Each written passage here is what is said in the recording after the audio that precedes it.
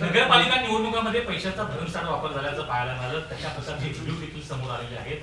अनेक ठिकाणी कारवाई केल्याचे केवळ दिखावा झाला, परंतु महापालिका निवडणुकांमध्ये यामध्ये प्रचंड अशा प्रकारचा पैशाचा वापर जो आहे तो अधिक होऊ शकतो. त्या संदर्भात अधिक काळजी घेणं गरजेचं वाटतं का, आणि तशा प्रकारचं नियोजन निवडणूक आयोगाकडून केलं जाते का? कारण या सर्वाधिक जास्त नगरपालिका निवडणुकांमध्ये सर्वाधिक जास्त आरोप केले गेले की पैशाचा वाटप झालेला आहे मंडळांना.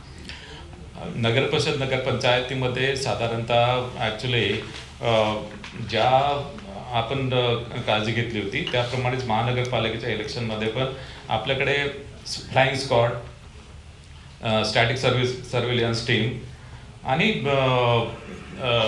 आपला या पैशांच्या वाटपांसंदर्भात आपण सर्व बँक आहेत किंवा मग ज्या पतसंस्था आहे यावर पूर्ण आपलं नियंत्रण आणि मॉनिटरिंग याच्यामध्ये आहे.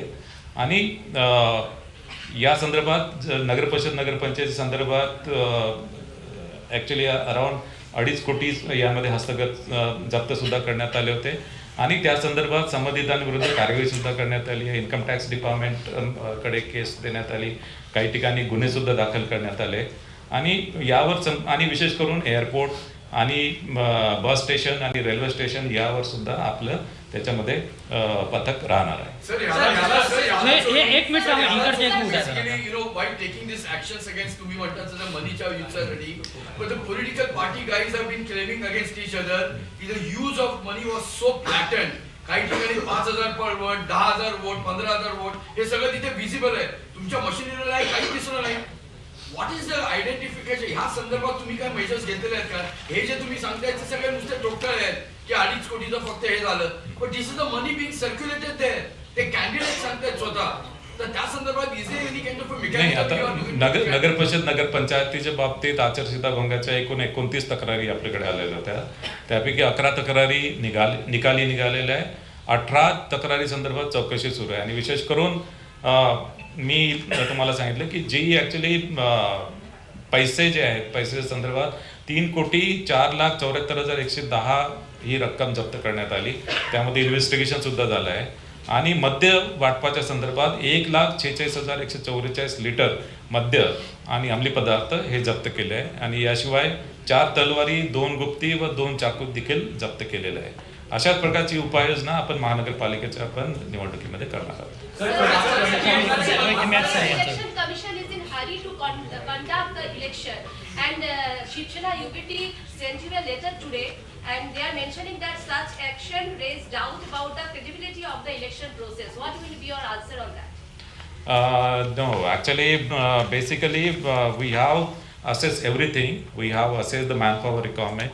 We have assessed the electoral roll, and actually we have also identified Dubar voters, and the exercise of Dubar voter has also been undertaken. And as far as the electronic voting machine, that also we have assessed. So a sufficient number of electronic voting machine is available.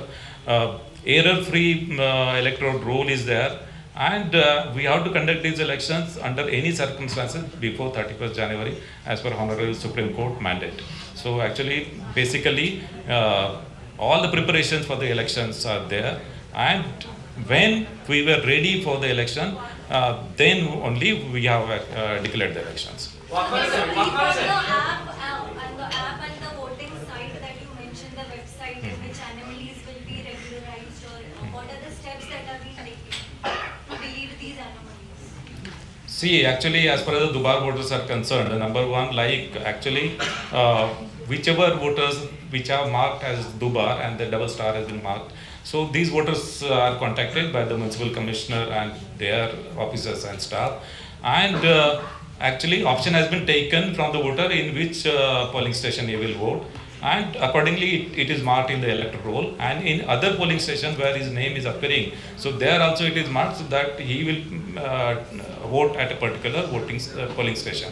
So he will be allowed voting in a particular polling station, not other polling station. As far as the other, let me complete her question. So as far as the other voters are concerned who have not responded, so there in that case, if those voters come for voting at the polling station,